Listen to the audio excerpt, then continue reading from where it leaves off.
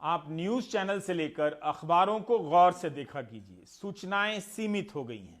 बहुत सी चीजों के बारे में खबरें आनी बंद हो गई हैं। कभी कभी नया पढ़ने की जगह खबरों की पुरानी फाइलें ही उल्टा कीजिए, तब आपको कुछ और तस्वीर दिखेगी। फ्लैशबैक का इस्तेमाल कीजिए। सुप्रीम कोर्ट में बहस चल रही है। मिडिल क्लास लोन पर ब्याज में राहत चाहता है ताकि उसके पास खर्च करने की शक्ति आए। इस बहस को आप फॉलो कीजिए, काफी कुछ समझने को मिलेगा। 31 अगस्त के बाद लोन की वसूली पर रोक हट गई थी। याचिकाकर्ता चाहते हैं कि उन्हें यह राहत मिलती रहे। इस खबर को समझने के लिए आप कुछ बातों पर ध्यान रखें। भारतीय रिजर्व बैंक कोर्ट में और कोर्ट के बाहर क्या कह रहा है, वित्त मंत्रालय कोर्ट में और कोर्ट के बाहर क्या बयान दे रहा है, मुख्य आर्थिक सलाहकार कोर्ट में और कोर्ट के बाहर क्या बयान दे रहे हैं। तभी आप समझेंगे कि लोन के मामले में सरकार किस तरह मिडिल क्लास को राहत नहीं दे रही है और कॉरपोरेट को राहत देने के लिए क्या कुछ कर रही है। मिडिल क्लास के लोग सुप्रीम कोर्ट पहुंचे हैं। अगस्त महीने से वहां सुनवाई हो रही है। जस्टिस अशोक भूषण, आर सुभाष रेड्डी और एम आर शाह की सख्त टिप्पणियों से आप अंदाजा लगा सकते हैं कि सरकार का रुख क्या है। इस बहस की शुरुआत में ही कोर्ट ने कहा था कि जो बिजनेस दिवालिया हो गए हैं उन्हें लोन के मामले में राहत दी जा रही है, लेकिन जो लोग समय पर ईएमआई चुकाते हैं उन्हें राहत क्यों नहीं दी जा सकती। लोगों की परेशानियों की चिंता छोड़कर आप सिर्फ बिजनेस के बारे में ही नहीं सोच सकते। सरकार आरबीआई के फैसले की आड़ ले रही है, जबकि उसके पास खुद फैसला लेने का अधिकार है। डिजास्टर मैनेजमेंट एक्ट के तहत सरकार बैंकों को ब्याज पर ब्याज वसूलने से रोक सकती है। अदालत ने कमेंट किया था कि बैंक हजारों करोड़ रुपए एनपीए में डाल देते हैं, लेकिन कुछ महीने के लिए टाली गई ईएमआई पर ब्याज वसूलना चाहते हैं। अगस्त से अक्टूबर आ गया। सरकार हर बार अगली सुनवाई की तारीख मांग लेती है। अदालत भी कह रही है कि सरकार कितना वक्त लेगी इसका तो कोई अंत नहीं। आज भी सुनवाई हो रही थी और आज भी फैसला नहीं हुआ। मिडिल क्लास को ईएमआई में राहत मिले, इसे लेकर सरकार कितना सोच रही है, लेकिन इंडस्ट्री के नाम पर किसी को भी लोन मिले, कैसे भी मिल जाए, इसके बारे में सरकार कैसे सोच रही है, इसका एक उदाहरण देना चाहता हूं। निर्मला सीतारमण ने 20 मई को इंडियन एक्सप्रेस को दिए एक इंटरव्यू में कहा था कि बैंकर के मन में सीधा सा सवाल आएगा कि आप मुझे और ज्यादा लोन देने के लिए कह रहे हैं, पर अगर यह फैसला गलत साबित हुआ तो क्या होगा।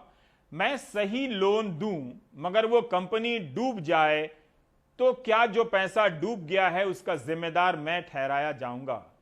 इसलिए मैंने कहा, वित्त मंत्री कह रही हैं कि 100% गारंटी है, सरकार दे रही है, आप लोन दीजिए, ना ही मैं आपको दोषी मानूंगी, ना ही उस बिजनेस को जो डूब गया है। यहां तो वित्त मंत्री बैंकों से कह रही हैं कि आप लोन दीजिए, लोन के डूबने की चिंता मत कीजिए। 10 जनवरी को बैंकों से कहा था कि आपको सीबीआई, सीएजी और सेंट्रल विजिलेंस कमीशन से डरने की जरूरत नहीं है ना कमाल। सर्च कीजिए फ्लैशबैक। वो कह रही हैं कि फ्रॉड हुआ है या वाकई बिजनेस फेल हुआ है, इसमें अंतर किया जाएगा। लेकिन 11 अक्टूबर को रिजर्व बैंक सुप्रीम कोर्ट में कहता है कि मिडिल क्लास के ईएमआई में राहत देने से, मोरेटोरियम बढ़ाने से कर्ज के लेन देन का माहौल खराब हो जाएगा। दूसरी तरफ वही रिजर्व बैंक बैंकों से कह रहा है कि आप लोन क्यों नहीं दे रहे हैं, वही लाइन जो सरकार की है। अगस्त महीने में रिजर्व बैंक के गवर्नर शक्तिकांत दास ने कहा था कि बैंक कुछ ज्यादा जोखिम नहीं उठा रहे हैं, इससे उन्हीं को नुकसान होगा। जवाब में बैंकर भी कहते हैं कि कोई लोन भी नहीं लेना चाहता है, फिर डूब जाए तो डूब जाए कि हद तक लोन देने पर जोर क्यों है, किसके फायदे के लिए है। रिजर्व बैंक की एक रिपोर्ट है 2011 की कि बैंकों को ऑटोमेशन करना चाहिए, सॉफ्टवेयर वगैरह लगाना चाहिए ताकि लोन का फ्रॉड उसी समय पकड़ा जाए। 9 साल में वो काम हो गया होता तो यही बात भारत के मुख्य आर्थिक सलाहकार को इस साल नहीं कहनी पड़ती। 23 अगस्त को मुख्य आर्थिक सलाहकार केवी सुब्रमण्यन का बयान है कि बैंकों को डेटा और एनालिटिक्स के इस्तेमाल से इस अवसर का लाभ उठाकर और अधिक लोन देने चाहिए। एनपीए नहीं होगा, सॉफ्टवेयर चोरी पकड़ लेगा। है ना कमाल। कायदे से मुख्य आर्थिक सलाहकार को यह बताना चाहिए कि 9 साल में बैंकों में वो सॉफ्टवेयर क्यों नहीं लगा जिससे लोन की डकैती पकड़ी जा सकती थी। रिजर्व बैंक की ही रिपोर्ट है कि 100 करोड़ से अधिक के लोन डिफॉल्ट पकड़ने में 5 साल से अधिक का समय लग जाता है। जानबूझकर? क्या इस सोच से कर्ज का माहौल या अनुशासन ध्वस्त नहीं होता है? आज लोग के कोई भी काम, कोई भी नौकरी आज लोगों के पास नहीं रही। आज लोग इस बात से परेशान हैं कि आज तक तो उन्होंने अपना जो जमा पैसा था उसको उन्होंने किस तरीके से अपना गुजारा कर लिया, लेकिन आज परेशान इस बात से हैं कि आने वाले समय में उन ब्याज को, जो भी हम ब्याज और जो मूलधन है जो उसको हम कैसे दे पाएंगे, ये लोगों के सामने सबसे बड़ी समस्या पैदा हो गई। और उस समस्या का सबसे बड़ी जो दिक्कत आ रही है वो ये आ रही है कि कई लोग जो मेरे पास आ रहे हैं, प्रतिदिन लगभग 40 से 50 लोग रोजाना आते हैं। तो मुझे लग रहा है कई लोग तो इतने निराश होकर आते हैं कि वो कहते हैं इससे जीना क्या, कि रोज़ 3 दिन बैंक वाले परेशान कर रहे हैं, बहुत ही परिवार के सामने बेइज्जती होती है। तो उस बेइज्जती से तो अच्छा है कि हमारा मर जाना ज़्यादा अच्छा है। तो लोग इस तरह की बातें करते हैं, मैं उन्हें समझाता हूँ ऐसा ठीक नहीं है। आप लोग ईश्वर में आस्था रखते हो, ऊपर वाले में आस्था रखते हो, तो निश्चित ही इसका कोई ना कोई निदान, अच्छे दिन फिर आएंगे।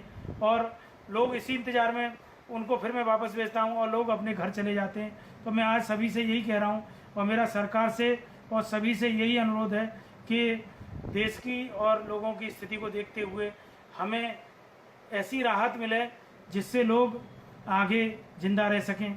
अब मेरे 3 लोन हैं जो कि अभी बैंकों को रिस्ट्रक्चरिंग के लिए बैंकों के पास गए, तो वो बोल रहे, वो अभी कुछ ढंग का रिप्लाई नहीं कर रहे हैं, कि बोल रहे हैं कि हमारी पॉलिसी बन रही है, जबकि अभी 2 महीने हो चुके हैं आरबीआई के सर्कुलर आके और गाइडलाइंस देके भी, पर फिर भी उनका कोई जवाब नहीं है और वो अब ईएमआई काटे जा रहे हैं। सैलरी तो हमारी कम नहीं हुई है, पर मेरी दीदी को कोरोना के कारण डिप्रेशन हो गया है, तो उसका खर्चा हो रहा है और जो किस्त है वो अभी हम दे नहीं सकते।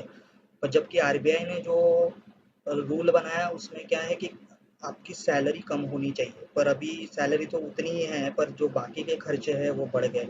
हमारी जैसे हॉस्पिटैलिटी इंडस्ट्री या टूर्स एंड ट्रैवल से जुड़े हुए लोग, जिसमें अगर मैं सिर्फ मेरी ही बात करूं तो पिछले 17 सालों से मैंने ना किसी बैंक का ईएमआई बाउंस किया है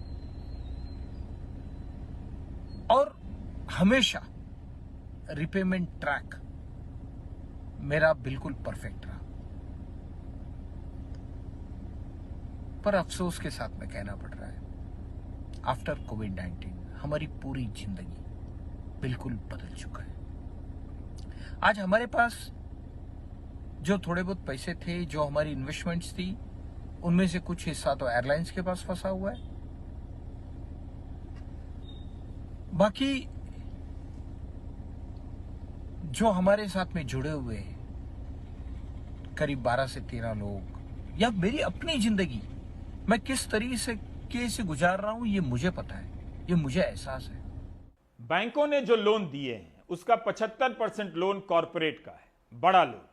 25% खुदरा लोन है, जिसमें छोटे उद्योग धंधे आते हैं, मिडिल क्लास का हाउस लोन और दूसरे तरह के लोन आते हैं। 75% लोन को लेकर कोई चिंता नहीं है।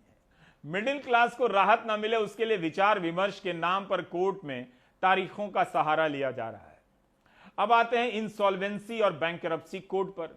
आपको तो पता ही होगा कि इस क्रांतिकारी कोड को स्थगित कर दिया गया है 1 साल के लिए। यह कोड इसलिए बना था कि अगर कोई कंपनी डिफॉल्ट करेगी, लोन नहीं चुका सकेगी, तो उसकी कंपनी का प्रबंधन अब उसके हाथ में नहीं रहेगा। लेकिन अब लोन दीजिए ना दीजिए, कंपनी आपके पास रहेगी, उसी प्रबंधन के पास।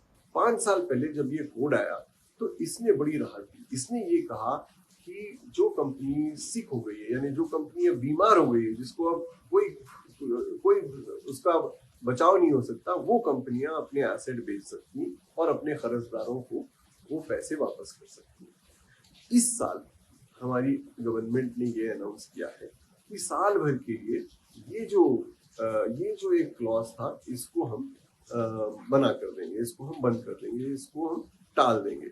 इसमें ये होगा, फायदा ये होगा कि वो कंपनीज जो कोविड की वजह से, जो लॉकडाउन की वजह से परेशान हाल में है, उनको बेचने की जरूरत नहीं पड़ेगी। वो 1 साल तक के लिए इस राहत का इस्तेमाल करके फिर अगले साल जब ठीक हो जाएगी इकोनॉमी, तब ये फिर अपना काम ठीक से कर पाएंगे। लेकिन इसका नुकसान ये है कि वो कंपनियां जो बड़ी मुश्किल से इस हद तक पहुंची हैं कि वो अपने बैंकरप्सी प्रोसीडिंग्स इनिशिएट कर सकें या अपने आप को बेच के जो कर्जदार हैं उनको पैसे लौटा सकें, वो अब फिर पीछे हट जाएंगी। वो लोग जिन्होंने इन कंपनीज पे पैसे इन्वेस्ट किए हैं, उनके पैसे अब फिर साल भर के लिए फंस गए। और बैंक्स को जो इस कोड की वजह से बड़ा फायदा हो रहा था और फायदा हो सकता था, अब बैंक की हालत फिर वही हो जाएगी जो 10 साल पहले थी। बैंक अब फंस गए हैं, उन पर किसी को भी लोन देने का दबाव है और उसकी गारंटी सरकार दे रही है। बैंक जानते हैं कि वे ऐसा नहीं कर सकते, लेकिन यह बात वित्तीय उसूलों के खिलाफ नहीं है। सिर्फ ईएमआई मामले में राहत देंगे तो वित्तीय उसूल टूट जाएंगे। हम अजीब से चक्र में फंस गए हैं।